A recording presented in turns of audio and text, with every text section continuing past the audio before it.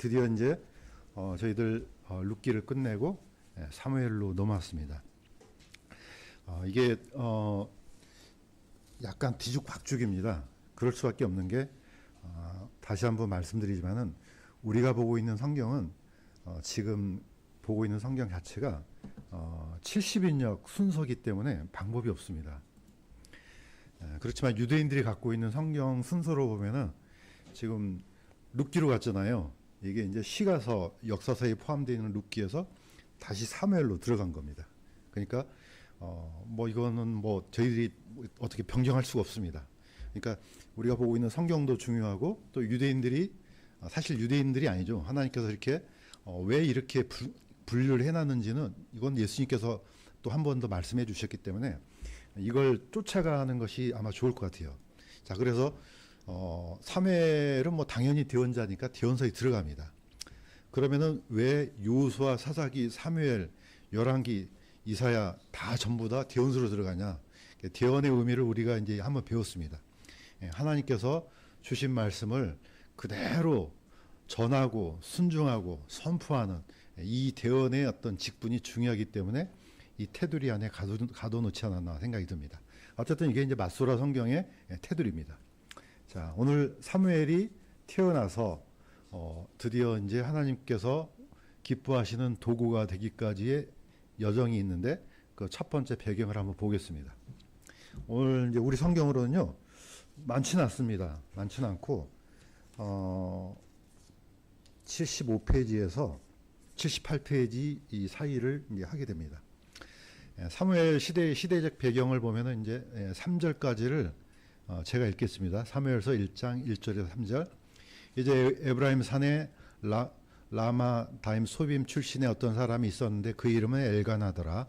그에게 두 아내가 있었는데 하나의 이름은 한나요, 다른 하나의 이름은 분인나더라. 분인나는 자녀가 있었으나 한나는 자녀가 없더라.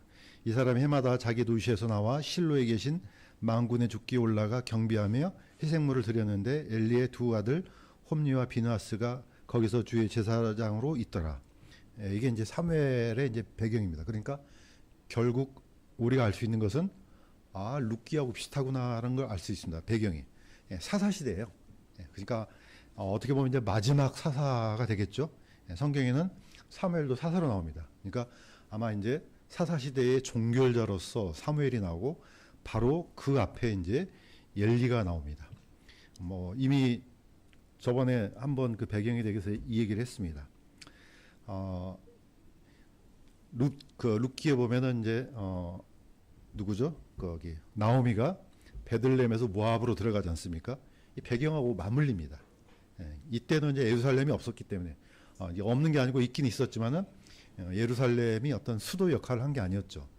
그때는 그때 당시에 사사 시대의 어떤 수도 역할은 실로가 했습니다.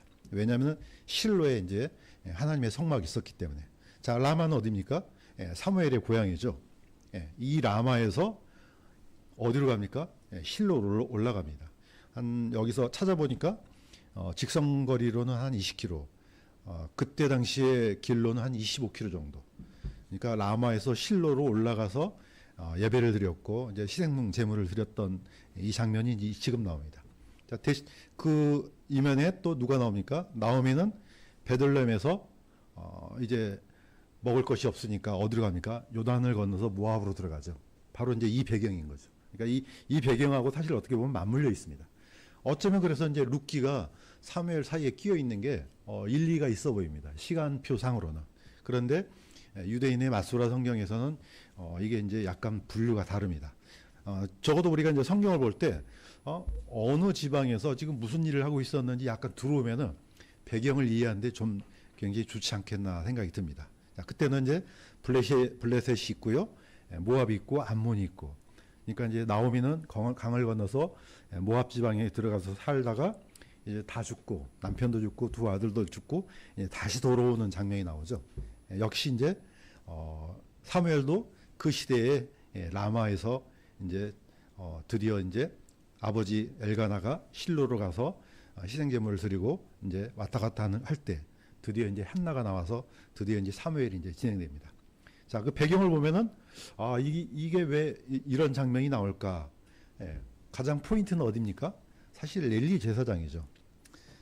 사무엘상 2장 12절에서 17절 이거 같이 한번 읽겠습니다. 시작. 엘리의 아들들은 벨랴의 아들들이더라.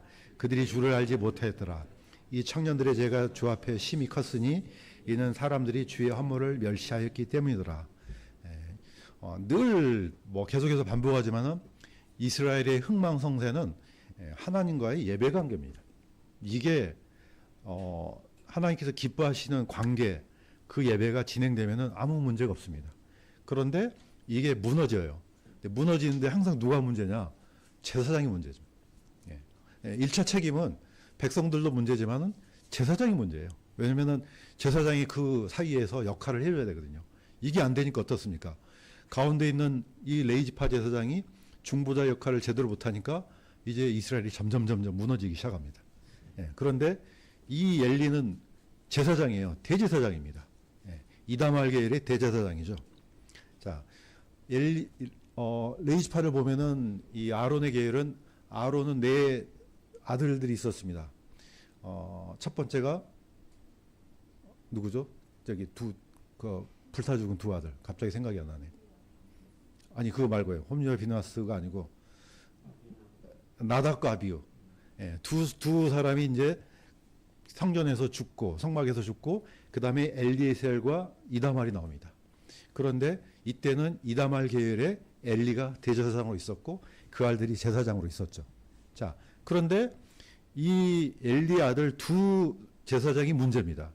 뭐 우리가 성경에서 이제 보는 것처럼 아주 심각한 문제를 일으키죠. 하나님께서 드렸던 이 재물을 멸시했다. 그러니까 아마 이 사람이 이때 당시 때 육회를 좋아했던 것 같아요. 드리기도 전에 그냥 잡아서 먹는. 이거는 하나님께 드리기도 전에 그냥 이거는 단순히 도덕적인 문제가 아니고 예배를 무너뜨리는 죄거든요. 그러니까 하나님께서 어떻게 선언을 하셨나? 자, 사무엘상 2장 29절에 이렇게 됩니다. 이것도 같이 한번 읽겠습니다. 시작. 너희가 어찌하여 내 희생물과 내 헌물을 발로 차며 네 아들들을 나보다 더 존중히 여겨 내 백성 이스라엘이 드리는 모든 헌물 중에서 가장 좋은 곳으로 너희 자신을 살지게 하느냐. 이제 이 사람들이 저질렀던 뭐 우리가 볼 때는 아주 사악한 거지만 하나님께서 볼 때는 어떤 겁니까?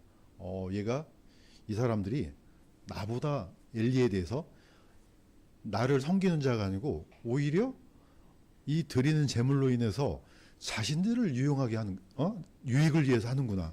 성경을 보니까 이제 우리는 알죠. 이 성막이 중요한 이유는 거기가 예배 초소도 중요하지만은 중요한 건 뭡니까?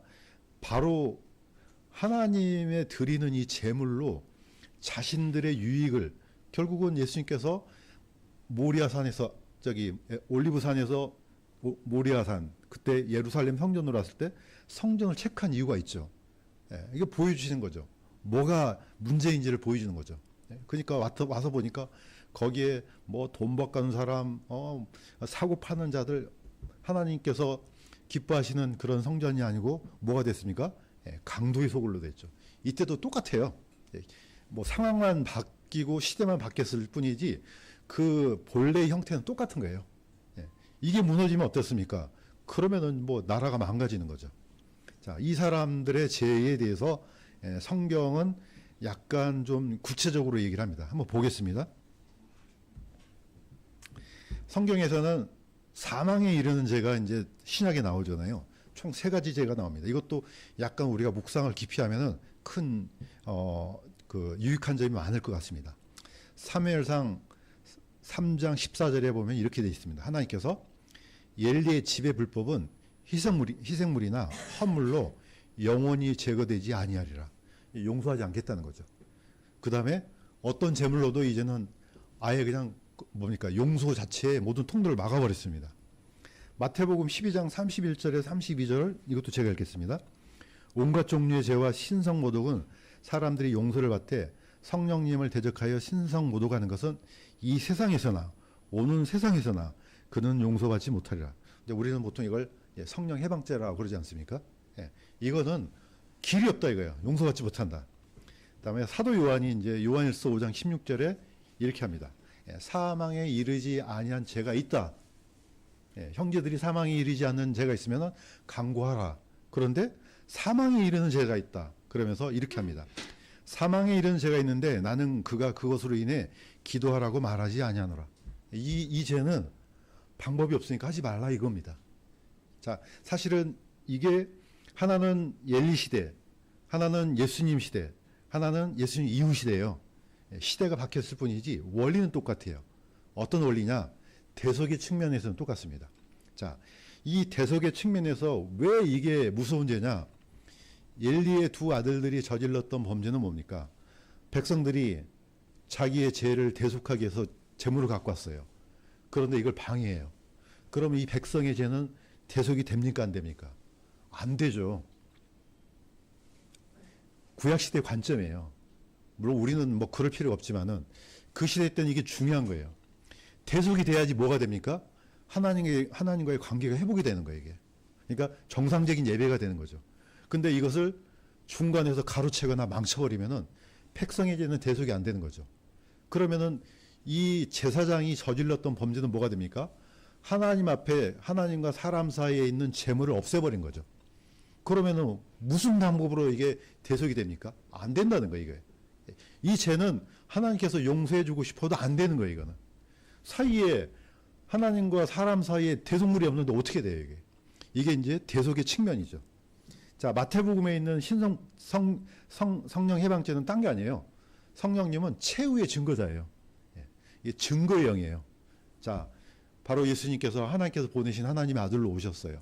수많은 기적을 베풀고 증명해 주었어요. 그 증명의 최후의 증인이 누굽니까? 사실 성령님이에요. 근데 성령님을 모독해. 이건 뭐예요? 증거 안 믿겠다, 안 받아들이겠다는 거. 다시 말해서 예수님을 부인하는 거죠. 이 죄는 어떻게 해요? 방법이 없는 거예요. 용서를 해주고 싶어도 안 되는 거예요. 왜냐?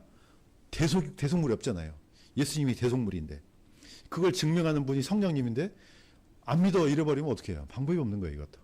자, 사도 요한이 말했던 것도 똑같습니다. 사망에 이르는 죄, 이것도 똑같아요. 다른 모든 죄는 용서가 되는데 예수님을 부인하는 이 죄는 어떻게 하겠냐 이거예요. 예수님을 안 믿는 거, 이 죄는 어떻게 해? 안 되는 거예요, 이게. 그분을 믿어야만이 내 죄가 대속이 되는데 안 믿는데 어떻게 하냐 이거예요. 이거는 방법이 없는 거죠. 그래서 세 가지 죄는요, 다 어떻게 보면은 대속의 측면에서는 동일한 의미를 갖고 있는 거죠. 이 불법을 누가 행했느냐? 누굽니까? 바로 엘리의 두 아들들이 한 거죠. 그러니까 어떻게 해요? 용서가 됩니까? 안 됩니까? 이건 안 되는 거예요, 이게. 다른 십자가의 강도 있지 않습니까? 그럼 뭐 십자가의 강도 정도는 뭐 얼마나 큰 죄를 지었는지 우리가 잘 알고 있지 않습니까? 그 죄도 용서가 돼요. 뭐 더 심한 말을 하면 안 되겠지만 어떤 죄를 저질러도 그 안에 예수 그리스도를 통해서 우리가 재산을 받을 수가 있어요. 이걸 무슨 남용하거나 이게 이용하면 안 되지만은 진심으로 회개하고 예수님 앞에 자기 죄를 자복하고 예수님을 진정한 구원자요 하나님의 아들로 영접하면은 그 어떤 죄라도 용납이 돼요. 그런데 부인하면 방법이 없는 겁니다. 안 되니까. 자, 바로 이제 그런 죄를 누가 저질렀습니까? 하필이면 레위지파 제사장이 저질러요. 그러면 뭡니까? 이 사람의 문제가 아니고 국가의 문제가 되는 거죠. 항상 이스라엘은 우리나라하고 다르죠. 이스라엘은 어떤 나라입니까? 전체가 예배 공동체예요. 우리나라는 예배 공동체가 아니에요. 그러니까 이스라엘하고 우리를 동일시키면 안 된다는 거죠. 이스라엘은 틀려요. 그 모든 시스템이 하나님께서 주신 이 법 안에서 돌아가거든요. 그러니까 이거는 뭡니까? 단순히 제사장의 죄가 아니고 전체 문제가 돼버리는 거죠. 이거는 용서하면 안 되는 거죠, 하나님께서. 자, 무너진 엘리의 집 보겠습니다. 자, 우리가 이제 쭉 과정을 보면은 어떤 과정이 있었습니까? 드디어 이제 하나님께서 엘리의 집을 버립니다. 떠나버리죠. 자, 나중에는 이제 블레셋이 쳐들어왔을 때 이 사람들이 좀 착각한 게 있었죠. 그 옛날 딱 보니까 여리고성을 법궤를 메고 하루에 한 바퀴, 나중에 7바퀴 도니까 이게 법궤가 힘이 있네? 이렇게 착각을 해요. 우리의 어떤 연약한 속성 같아요. 우리는 늘 어떤 죄가 내재되어 있냐면은 우상숭배의 죄가 내면에 있어요.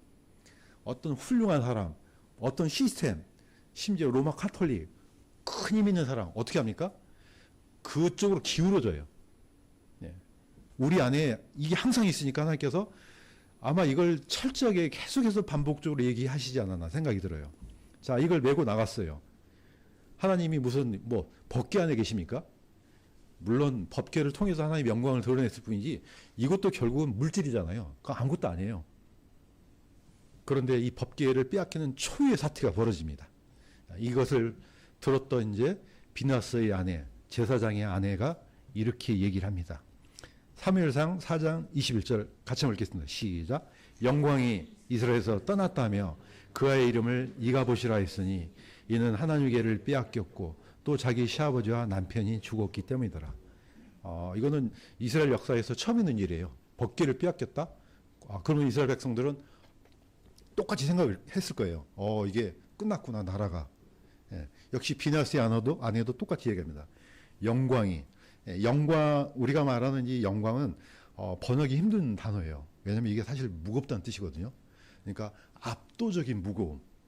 이거는 마치 그 사람 앞에 가면 그냥 기가 죽는, 우리도 똑같지 않습니까? 어떤 사람 앞에 가면은 거의 눈을 못 맞추고 그 무거움이 압도되는 거. 근데 하나님은요, 이 무거움은요, 비교가 안 되죠. 그런 무거움이죠. 근데 이제 우리는 뭐 뒤에 막 광채를 그리고 막 이렇게 뭐 그렇게 해도 뭐 설명이 뭐 조금은 되는 것 같아요. 어쨌든 이 영광이 이스라엘에서 떠났다. 그러면서 그 난산 중에 태어난 아이의 이름을 이가봇이라 했습니다. 이가봇은 앞에 있는 이는 없다는 뜻이에요. 가봇은 카보드가 없다는 뜻이에요. 그러니까 떠났다는 말도 되는 거죠. 예. 하나님의 영광이 떠났다. 그러면서 그 아이의 이름을 이가봇이라 지었죠. 나중에 보시면 아시겠지만 이가봇이 제사장이에요. 이 라인이 이어져요. 언제 갈립니까? 나중에 솔로몬 때 갈려요. 어쨌든 이 엄청난 일이 일어났습니다. 자, 그래서 성경을 볼 때 구약에서 하나님과의 관계가 왜 중요하냐? 영광이 떠나요. 예. 떠나면 어떻습니까? 그건 껍데기예요. 예. 우리도 영광과 육이 있는데 영이 떠나면 어떻습니까? 그건 죽는 거죠. 똑같은 원리로 보면 되죠. 이제부터는 하나님께서 이 엘리의 집을 떠났구나 보면 되는 겁니다. 자, 그래서 이때 이제 하나님께서 명령하시죠. 약속을 합니다. 이렇게 약속합니다. 사무엘상 2장 35절 같이 한번 읽겠습니다. 시작. 내가 나를 위하여 신실한 제사장을 일으키리니 내가 그를 위하여 든든한 집을 세우리니 그가 나의 기름 부은 자 앞에서 영원히 거리라. 저도 옛날에는 이 말씀을 단순하게 생각했어요. 사무엘을 얘기하는구나 생각했더니 이거는 좀 어렵습니다. 왜 어려웠냐 보면은 뒤에 보면 아시겠지만은 사무엘은 제사장을 할 수 없어요. 예, 제사장 가문이 안 돼요. 아론의 자손이 아니에요. 그런데 이 말씀을 엘리의 그 불법을 보고 난 다음에 이 말씀을 하세요. 그래서 많은 사람들이 누굴까? 뭐 나중에는 뭐 이 제사장이 뭐 예수 그리스도에 대한 예표도 될 수 있어요. 넓게 말하는데 포인트를 좀 잡으면은 뒤에 좀 말씀이 걸려요. 어떤 말씀이냐? 그가 나의 기름 부은 자 앞에서 영원히 거리라 이렇게 나오거든요. 그러면 기름 붓는다. 이것은 대제사장 아니면 킹 아니면 대언자인데 누굴까? 저는 이게 아마 어쩌면 이게 천년왕국에 대한 예언이 아닐까 생각이 들어요. 왜냐하면 천년왕국에는 누가 제사장이 됩니까? 사독계열의 제사장이 돼요. 아예 천년왕국도요 제사장이 정해져 있어요. 딴 계열이 아니에요. 아까 말씀드렸던 것처럼 이 아론의 네 아들 나답과 아비후와 그 다음에 셋째 아들이 엘리에셀이고 넷째가 이다말이에요. 바로 이 넷째 아들의 이다말의 후예가 바로 엘리예요. 그런데 나중에 어디서 아까 얘기했던 것처럼 언제 이게 폐위가 되냐? 솔로몬이 엘리의 이 후손들을 아예 막아버려요. 아비아달 제사장을 쫓아내버리죠. 이때 이제 나중에 누가 제사장이 됩니까? 엘리에셀 계열이 돼요. 바로 그분이 사독이에요. 이 사독 계열이 나중에는 천년왕국이 제사장으로 들어갑니다. 열왕기 상에 있는 얘기예요. 열왕기 상 27절에서 35절인데 제가 읽겠습니다. 솔로몬이 아비아달을 쫓아내어 주의 제사장이 되지 못하게 하였으니 이것은 실로에 있던 엘리의 집에 관하여 이르신 말씀을 성취하려 함이었더라. 왕이 아비아달 대신에 제사장 사독을 세우니라. 이때부터 아비아달 그러니까 엘리의 집의 후손들이 이때부터 끊어져 버려요. 예. 그러니까 하나님께서 하신 말씀이 이제 성취된 거죠. 그래서 어쩌면 제가 볼 때는 이 제사장 사독에 대한 얘기가 아닌가. 왜냐, 이게 왜 중요하냐면요. 다윗 시대 때는 아비아들이 제사장이 됐었어요. 그런데 어떤 사건이 있었습니까? 아도니아 사건 나오잖아요. 아도니아가 드디어 이제 이제 세 번째 압살롬이 죽으니까 네 번째가 아도니아가 되잖아요. 거의 누가 봐도 정통성이 있어요. 압살롬이 죽으니까 네 번째가 아도니아니까 이제 내가 이제 제사장이 되겠다. 그랬더니 사람들이 다 달라붙잖아요. 요아방도 달라붙고 누구요? 이 아비아들도 달라붙고 드디어 이제 그랬더니 나중에 다윗이 누굽니까? 솔로몬을 왕으로 앉히잖아요. 이때 충실하게 하나님 편에 서서 일했던 제사장이 누구냐? 사독이에요. 이걸 그대로 가고, 그러니까 어떻게 보면 신실한 제사장이 될 수 있죠. 세상 누구 봐도 저 사람이 권력을 질 것이라 했는데 하나님은 아니야.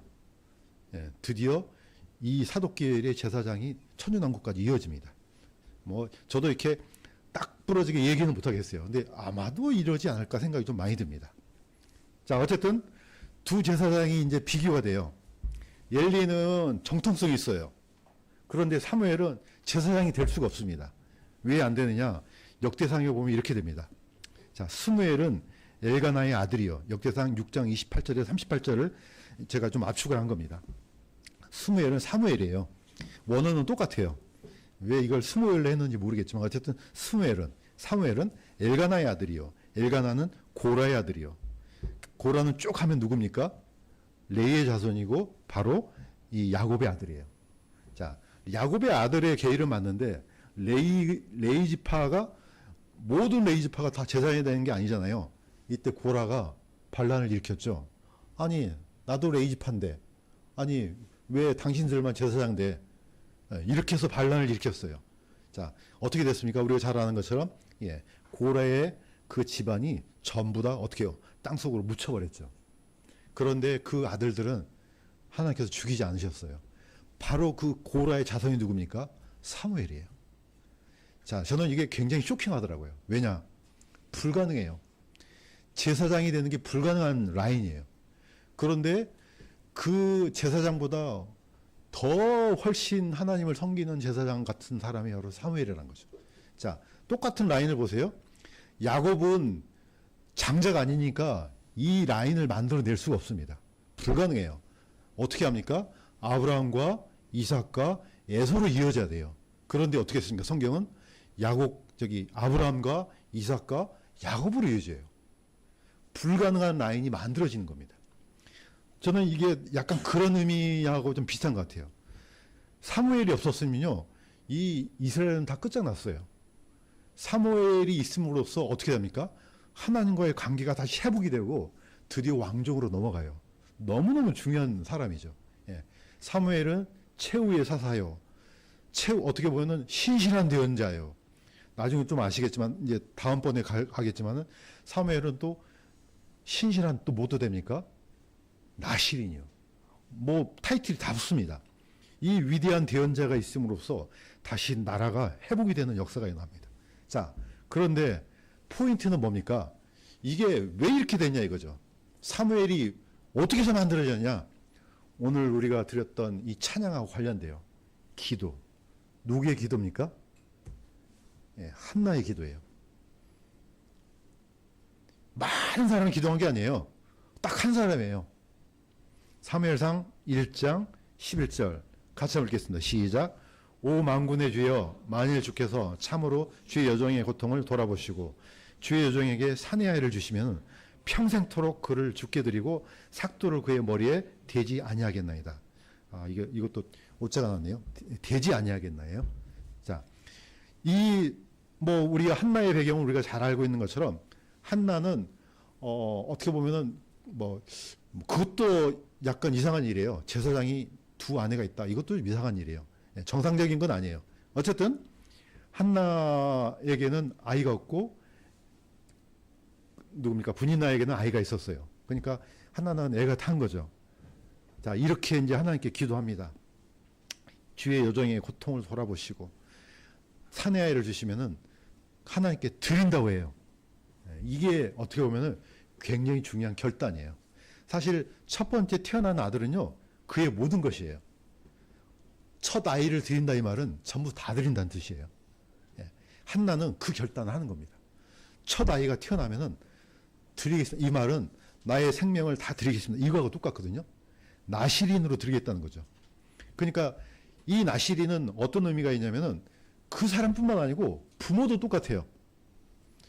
부모도 똑같이 해야 돼요. 포도나무에서 나온 그 어떤 것도 먹지 않아요. 포도주만 먹는 게 아니에요. 포도씨, 포도 열매 아무것도 안, 아예 그 근처에도 안 가요. 그러니까 어떻습니까? 부모도 똑같고 그 아들도 똑같은 거예요. 예, 이렇게 하겠다는 거예요. 이게 한나의 기도입니다. 자, 이렇게 해서 한나가 기도했더니 어떻게 됩니까? 드디어 주신 사람이 바로 사무엘이에요. 사무엘상 1장 20절. 자, 이것도 같이 한번 읽겠습니다. 시작. 한나가 그의 이름을 사무엘이라며 이르기를 내가 주께 그를 구하였기 때문이라. 예. 뭐 이제 언어학자들은 이 어떤 이제 글자를 이제 분석하잖아요. 사무엘이라는 이 글자가 뭐냐 도대체. 어떤 사람은 그의 이름은 하나님이라, 엘이라 이렇게 하는 사람이 있고, 하나님께서 그를 들으셨다 이렇게 하는 사람이 있어요. 제가 볼 때는 하나님께서 들으셨다 하는 게 좀 더 낫지 않나 생각이 들어요. 왜냐? 한나가 이렇게 했어요. 내가 주께 그를 구하였기 때문이라. 그러니까 어때요? 이게 이제 우리나라 어떤 언어상으로는 좀 어려운데 영어에 뭐가 나옵니까? 현재 완료가 나오잖아요. 현재 완료는 어떤 뜻이에요? 내가 지금 이거 갖고 있는 것은 이것 때문에 이렇게 된 거야. 이게 다 포함되는 거예요. 이게. 그러니까 우리나라 말은 이거 어떻게, 우리나라는 상황에 특화된 언어지만은 이거 영어라든지 뭡니까 그 히브리어 같은 거는 이게 대단히 어려운 거예요. 이게 우리나라 말로. 지금 무슨 뜻이냐? 사무엘이 태어난 것은 하나님께서 내 기도를 들어주셔서 이 애가 태어났다. 지금 이게 포함되어 있는 거예요. 이게. 그러니까 기도를 들어주셨다는 거죠. 우리가 약간 사이드로 좀 나갈게요. 자, 기도를 듣는다는 것은 이거는 우리는 보통 기도할 때 그냥 기도를 단순하게 하지 않습니까? 마태복음 7장 7절에서 8절을 보면은 이것도 중요하니까 같이 한번 읽겠습니다. 시작. 구하라 그러면 너에게 주실 것이요, 찾으라 그러면 너희가 찾을 것이요, 두드리라 그러면 너에게 열릴 것이니 구하는 자마다 받고 찾는 자는 찾으며 두드리는 자에게 열릴 것이니라. 이것도 역시 좀 어렵습니다. 왜냐?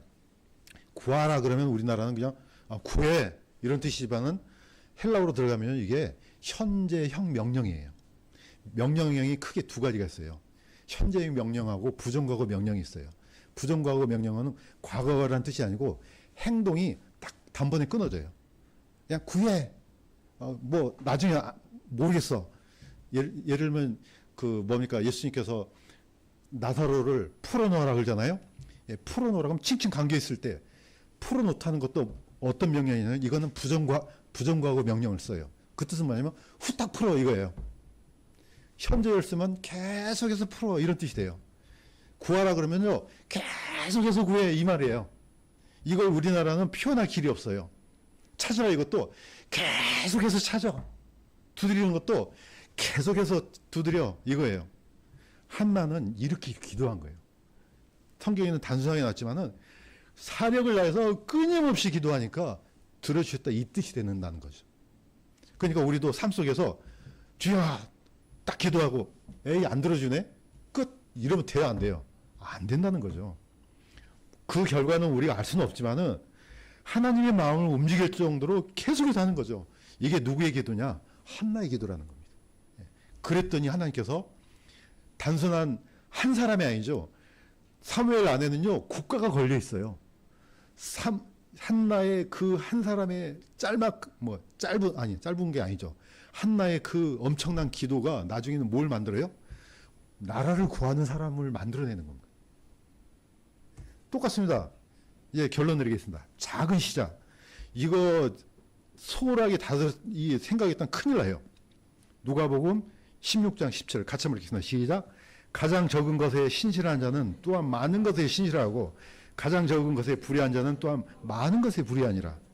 저는 이게 가슴에 와닿아요. 작은 것에 신실하지 않는데 큰 것에 신실한다고? 아니다 이거예요. 작은 것에 신실한 자는 큰 것에도 신실하고 그 어떤 상황도 똑같다는 거죠. 작은 것에 불충한데 많은 것에 뭐 이거 아니라는 거죠. 이게 누굽니까? 다윗이 다윗. 다윗은 자기 양도 아니잖아요. 아버지 양이잖아요. 근데 어떻게 지켰습니까? 목숨을 걸고 지킨 거예요. 사자와 곰이 뺏어가면은 목숨을 걸고 쫓아가서 그 입에서 그 물려갔던 양을 뺏어와요. 다윗은 나중에 내가 왕이 돼야지 이 생각하고 살았겠습니까? 아니라는 겁니다. 그냥 양치기로서 내가 이 일에는 목숨을 걸고 해야지 했더니 나중에 어떻게 됩니까? 하나님께서 그 양치기에게 나라를 맡깁니다. 예, 똑같다는 거예요. 그래서 우리도 이제 여기서 얻는 교훈이 뭡니까? 한나의 작은 기도지만은 우리도 이렇게 해야 된다 이거예요. 그래야지 하나님께서 나라를 구하는 인물도 주시지 않겠냐 이거예요. 지금 이 작은 것도 하나도 못하는데 뭘 주시겠냐. 그래서 오늘 우리가 사무엘을 통해서 배울 수 있는 교훈은 무궁무진하지만 오늘 포커스를 맞추는 것은 누가 신실한 사람이냐. 그 작은 것에 신실했더니 하나님은 나라를 구하는 인물을 주셨다. 한나의 기도가 연락된 것을 볼 때 우리도 이와 같은 그런 언행을 그런 기도를 본받도록 주님의 이름으로 간구드립니다.